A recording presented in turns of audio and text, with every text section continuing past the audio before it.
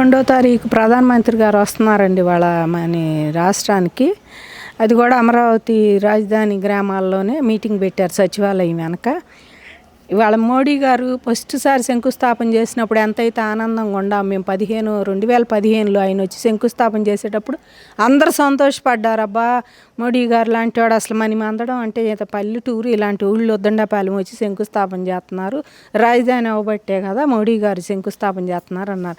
ఆ రోజు వచ్చి ఢిల్లీని తలదన్నే రాజధాని తీసుకొస్తాను మీ అందరికీ అని చెప్పారు.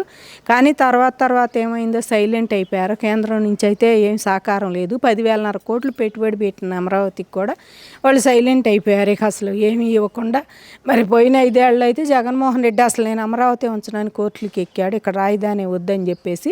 అలాంటి నేపథ్యంలో పైపెచ్చి ఇంకా నేను తేపోసారి విశాఖపట్నం రాజధాని చేస్తా, పరిపాలన రాజధాని, అక్కడికి శంకుస్థాపనకి మోడీ గారిని తీసుకొస్తాను, ప్రతి ఉగాదికి దసరాకి ఇట్లా చెప్పేవాళ్ళు. ఇదిగో ఈ దసరాకి వస్తున్నారు, ఈ ఉగాదికి వస్తున్నాడు అని చెప్పేసి జనం గుండెల్లో రైళ్ళు అయితే పరిగెత్తించేవాళ్ళు. అక్కడ చేసేస్తున్నాం ఇక అదే రాజధాని, ఆయన కూడా వస్తున్నా అంటే అమ్మ ఆయన కూడా ఒప్పుకొని వస్తున్నాడు గమలో ఒకసారి ఇక్కడ చేశారు కదా అనుకునేవాళ్ళం మేమందరం.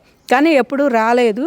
ఇప్పుడు మళ్ళీ వచ్చి ఆయన మరి పునఃప్రారంభం అంటే మా చాలా ఆనందంగా ఉందండి. 2015లో ఎంత ఆనందంగా ఉందో ఇప్పుడు కూడా అంతే ఆనందంగా ఉంది. మరి అధికారులు కార్డులు కొట్టించి ఇంటింటికి తిరిగి బొట్లు పెట్టి ఇవ్వమంటే అధికారులు ఇస్తే కాదు, ఇది మాది, మా పండగ, మా రైతులది, మాకైతే ఈ అమరావతి డెవలప్ అవ్వాలంటే కేంద్ర సహకారం తప్పనిసరి కనపడుతుంది. ఈ సంవత్సరంలోనే మరి 15,000 కోట్లు ప్రపంచ బ్యాంక్ నుంచి మరి తీసుకొచ్చి ఆయన మధ్యవర్తిగా ఉండి ఇప్పించారు. అలాంటి కేంద్రం సహకరిస్తేనే రాష్ట్రానికి ఏదైనా మేలు జరిగిద్ది అనేది మాకు గత 7 ఏళ్ళలో అర్థమైందండి. 5 ఏళ్ళు కాదు 7 ఏళ్ళకి అర్థమైంది కంపల్సరిగా.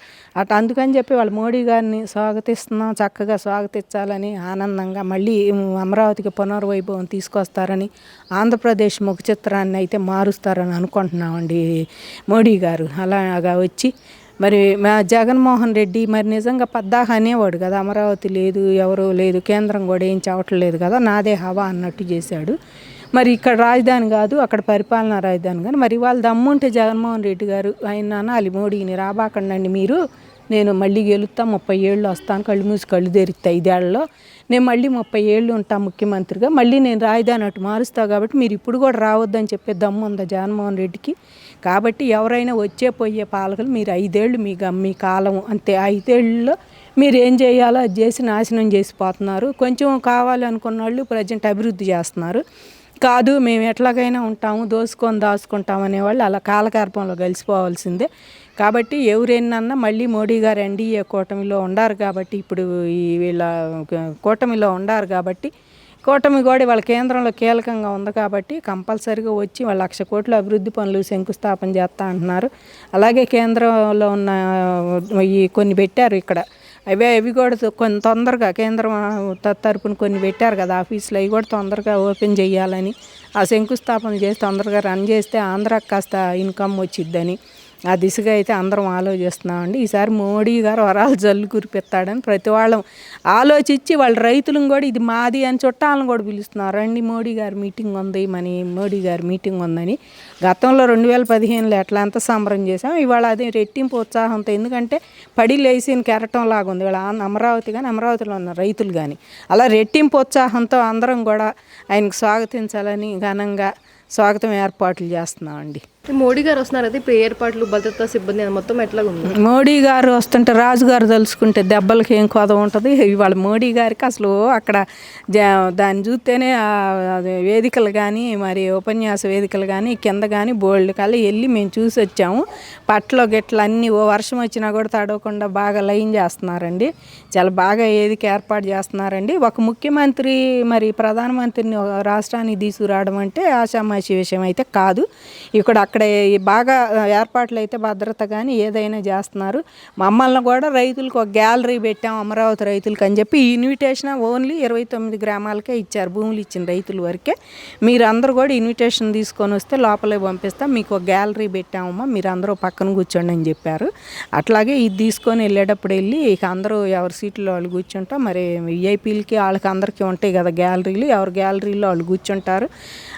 మరి 5 లక్షలు అన్నారు, తర్వాత కాదు కొంచెం తగ్గుతారంటున్నారు. మరి ఎంతమంది వచ్చినా సౌకర్యాలు అయితే బాగా చేయాలని చెప్పి నిన్న మొన్న ముఖ్యమంత్రి గారు కూడా పిలిచారు మమ్మల్ని.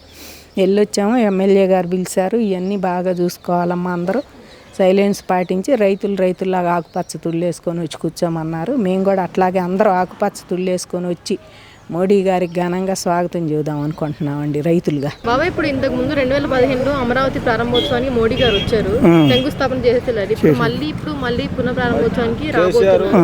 ఎలా ఉన్న ఏర్పాట్లు ఎట్లా జరుగుతున్నాయి, మీకు ఎలా ఉంది? బాగానే జరుగుతుంది ఏర్పాట్లు. విషయం ఏంటంటే అప్పుడు వచ్చి శంకుస్థాపన చేశాడు. ఇప్పుడు కదా మన 5 సంవత్సరాలు ప్రభుత్వం మారింది. అప్పుడు ఆయన 3 రాజధానులు అన్నాడు. మరి ఇచ్చిన వాళ్ళు మాకు రైతులకు బాధే కదా. మళ్ళీ బాబు గారు ఇచ్చారు, మళ్ళీ రాజధాని పనులు మొదలుపెట్టే చేస్తున్నారు. రేపు ఒకే రాజధాని, అమరావతి రాజధాని అని మోడీ గారు నోటకుండా శివదానికి 1,00,000 కోట్లు నిధులు విడుదల చేస్తాడు అనే ఆశతోటి చంద్రబాబు గారు ఏర్పాటు చేశాడు. మేము రాజధాని రైతులందరం కూడా సంతోషంగా ఎదురు చూస్తున్నాం. ఏర్పాట్లు జరుగుతున్నాయి, బాగానే జరుగుతున్నాయి, బ్రహ్మాండంగా. ఇప్పుడు ఒకసారి ఇంకా శంకుస్థాపన మళ్ళీ అయ్యి స్టార్ట్ అయ్యాక మీరు ఇచ్చిన భూములు డెవలప్ అయితే అని అనుకుంటున్నారు? అవుతాయి అని అనుకుంటున్నాం. ఫస్ట్ బాబు గారు గెలిచినప్పుడు రేట్లు వచ్చినాయి బాగా. ఆ మధ్య మళ్ళీ ప్రభుత్వం మారినప్పుడు గజం 6,000 7,000 కూడా అమ్ముకునే వాళ్ళు అన్నారు. మళ్ళీ ఇప్పుడు రేట్లు బాగానే వచ్చినాయి. ఇదే ఒకటే రాజధాని స్థిరపడితే డెవలప్ అనేది నిదానంగా అయ్యిద్ది. అమరావతి రాజధాని ఒకే రాజధాని మోడీ గారి ద్వారాగా ఒకే రాజధాని మొదలైతే నిదానంగా డెవలప్ అయ్యింది. ఏ ప్రభుత్వం వచ్చినా మళ్ళీ ఇదే చేస్తారు. చంద్రబాబు గారు కూడా ఇదే అంటున్నాడు, ప్రభుత్వాలు మారచ్చు, ప్రభుత్వం ఏది మారినా రాజధాని ఇదే చేసేటట్టుగా ఉండాలి అని ఆయన తాపత్రం. అది నెరవేరుద్ది, గ్యారెంటీగా రేపు సక్సెస్ఫుల్ అయ్యిద్దని మేము ఇది అవుతున్నాం. అది 5 ఏళ్ళలో రాజధాని పూర్తయిద్దని అనుకుంటున్నారా? 3 సంవత్సరాలు చేస్తాం అంటున్నారు వాళ్ళు, 5 సంవత్సరాలు కాదు. 3 సంవత్సరాల్లో ముఖ్యమైనవి చేస్తారు. స్థిరమైన పునాది అయితే ఇప్పుడు హైదరాబాద్ ఉంది, 70 సంవత్సరాలు డెవలప్ చేశారు, 100 సంవత్సరాలు. ఇది కూడా ఇప్పుడు కాదు. స్థిరంగా ఒకటి అనేది ఉంటే నిజానికి అదే డెవలప్ అయ్యింది. ఏర్పాట్లు బాగానే ఉన్నాయి, ఎలా అనిపిస్తుంది? మీరు ఇంతకుముందు భూములు ఇచ్చారు, కొంచెం ఇబ్బంది పడ్డారు, ఇప్పుడు ఎలా ఉంది? బాగానే ఉంది. మళ్ళీ పూర్వం వచ్చింది, బాగానే చేస్తాడు బాబు గారు. మళ్ళీ మోడీ గారు ఉన్నాడు, ఆయన కూడా బాగానే చేస్తాడని అనుకుంటున్నాం. చేస్తాడు, అది అనుకోవడం కూడా కాదు. బేగంపేట విమానాశ్రయం ఉన్నప్పుడు ఎట్లా ఉంది, తర్వాత శంషాబాద్ ఎయిర్పోర్ట్ 5,000 ఎకరాలు భూసేకరణ చేసినప్పుడు జనం 100 ఎకరాలు చేశారు, అంత అవసరం అని చెప్పి ఇప్పుడు 5,000 ఎకరం ఉండబట్టే అక్కడ హైటెక్ సిటీ కానీ హోటల్ కానీ 5 స్టార్ హోటల్ కానీ వచ్చి హైదరాబాద్ అభివృద్ధి చెందింది. అది ఆ విషయం ఇప్పుడు మీకు తెలియదు. ఇప్పుడు అది భూ సమీకరణ ఎందుకంటే రైతులు కూడా ఇస్తామని చెప్పి ముందుకు వచ్చారు. బాబు గారు ఒకటే కాదు, ఎందుకంటే వాళ్ళకి రైల్వే లైన్ కానీ రోడ్లు కానీ ఏదైనా కానీ వాళ్ళు భూసేకరణ చేస్తే కనుక ఎకరానికి 30 లక్షలు 40 లక్షల కంటే రారు, నష్టపోతారు. అందుకోసం మేము కూడా భూ సమీకరణకి ఇస్తామని చెప్పి నారాయణ గారి దగ్గరికి కొంతమంది పంచాయతీ తీర్మానాలు చేసుకొని వెళ్ళారు. దానికి మూలాన అది కూడా భూ సమీకరణ చేయడానికి ముందుకు వచ్చారు. మన సభలు కూడా జరిగిపోతున్నాయి. అది అంత తప్పితే వేరే ఏం లేదు. రాబోయే రోజుల్లో అమరావతి అద్వితీయంగా జరుగుతుందని చెప్పి మేము మా ఆకాంక్ష.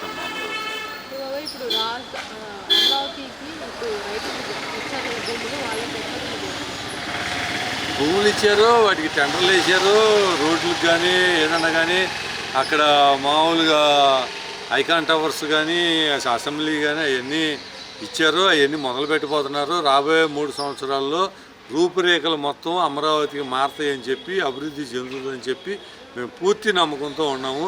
ఆ నమ్మకం ఉండబట్టే బాబు గారు ముఖ్యమంత్రిగా ఉన్నప్పుడు ఇట్లా భూ సమీకరణ చేస్తామని చెప్పి అనబట్టే 29,000 మంది రైతులు 34,500 ఎకరాలు 50 రోజులు ఇవ్వటం అంటే ఏ ఒక్క కింద చిన్న ఇన్స్టెంట్ కాకుండా ఇవ్వటం అంటే అది సామాన్య విషయం కాదు. అది ఒక విజయం ఉన్న నాయకుడు కాబట్టి బాబు గారు అభివృద్ధి చేస్తారని చెప్పి మా పూర్తి నమ్మకం ఉంది. ఏది ఏమైపోయినా కానీ ఆయన మా మంచి కోరే చేస్తారని చెప్పి మేము అనుకుంటున్నాం. రాజధానికి భూములు ఇచ్చిన రైతులు ఉంది.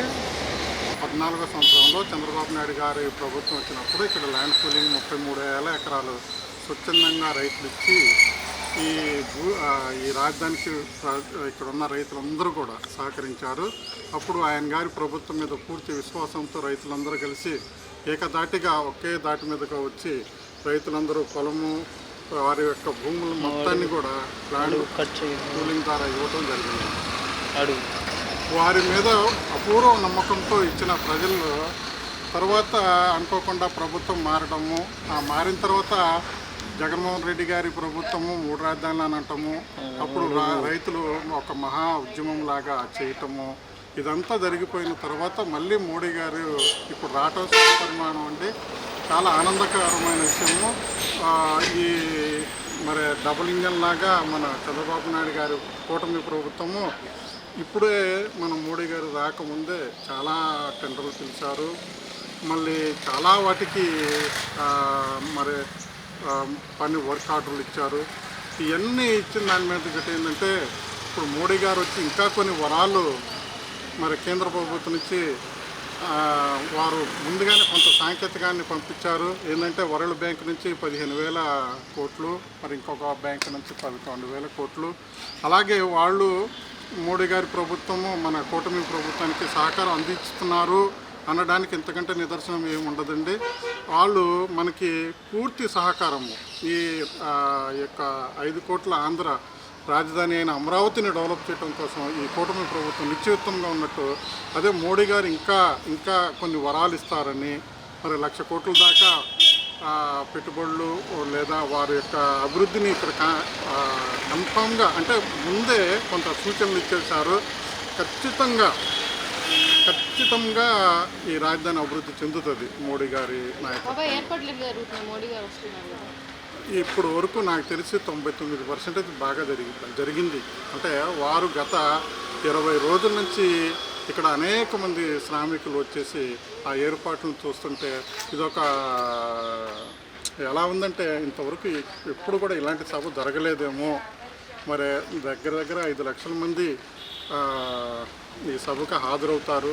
మరి దేశ ప్రధాని మరి ఆ యొక్క టైం వెచ్చించి ఇక్కడికి రావటము, ఈ యొక్క అమరావతి మీద వారు చాలా అభివృద్ధి చేయాలి, ఈ రాజధాని దేవతల రాజధానిని మరి ఇక్కడ ఖచ్చితంగా అభివృద్ధి చేయాలి అన్న దృఢ నిశ్చితంతో మోడీ గారు దానికి ఈ ప్రభుత్వము పూర్తిగా ఆయనకి ఒక గొప్పగా ఒక గౌరవపదంగా ఈ సభను ఏర్పాటు చేస్తున్నారు. కాబట్టి చాలా ఖచ్చితంగా ఉంది, బాగా చేస్తున్నారు. ఎక్స్పోర్ట్ అంటే మనం ఊహించిన దానికంటే కూడా ఎక్కువగా ఈ సభను జయప్రదం చేయాలి అన్న దాంట్లో ఏదైనా చిన్న ఆటంకములు లేకుండా కూడా అన్ని రకాలుగా సంపూర్ణంగా అన్ని కోణాల్లో కూడా ఈ సభను ఏ విధంగా అయితే ట్రాఫిక్ జామ్ కానీ ఇతర ఏది కూడా లేకుండా ఏ సమస్య కూడా తలెత్తకుండా ముందుగానే ప్రణాళిక వేసుకొని గత 15 రోజుల నుంచి అహర్నిశలు అధికారులు కానీ నాయకులు కానీ కూటమి ప్రభుత్వంలో ఉన్న పెద్దలు కానీ అందరూ వచ్చి తమ యొక్క సూచనలు సహకారాలతో ఒక గొప్ప సభను విజయవంతం ఎలా చేయాలన్న ఏ చిన్న సమస్య కూడా ట్రాఫిక్ కానీ ఇతర ఏ సమస్యలు రాకుండా ముందుగానే ప్రణాళిక వేసుకుంటూ ప్రణాళిక ప్రకారము ఖచ్చితంగా ఈ సభను జయప్రదం చేయాలన్న ఉద్దేశంతో కృతనిశ్చయంగా ఉన్నారు. అలాగే అమరావతి రైతులకి ఇన్విటేషన్ దొరికిందా? ఇన్విటేషన్ ఇచ్చారండి, ఇంటింటికి తిరిగి ఇచ్చారు. దానికి రైతులందరూ కూడా ఆనందంగా ఉన్నారు. మోడీ గారి సభకి ప్రత్యేకంగా ఈ కూటమి ప్రభుత్వం ప్రత్యేకంగా ఒక రైతుల్ని గౌరవిస్తాము, రైతుల్ని ఒక బ్యానర్ అంటే ఒక 3 ఇది పెట్టారండి. వాటిలో 3 గారెలు దాకా రైతుల్ని ఆహ్వానించారు. అది చాలా రైతుల పట్ల ఉన్న గౌరవము, ప్రభుత్వానికి రైతులంటే చాలా గౌరవము, అది వాళ్ళు ఇలా వ్యక్తపరుస్తున్నారు ప్రభుత్వం.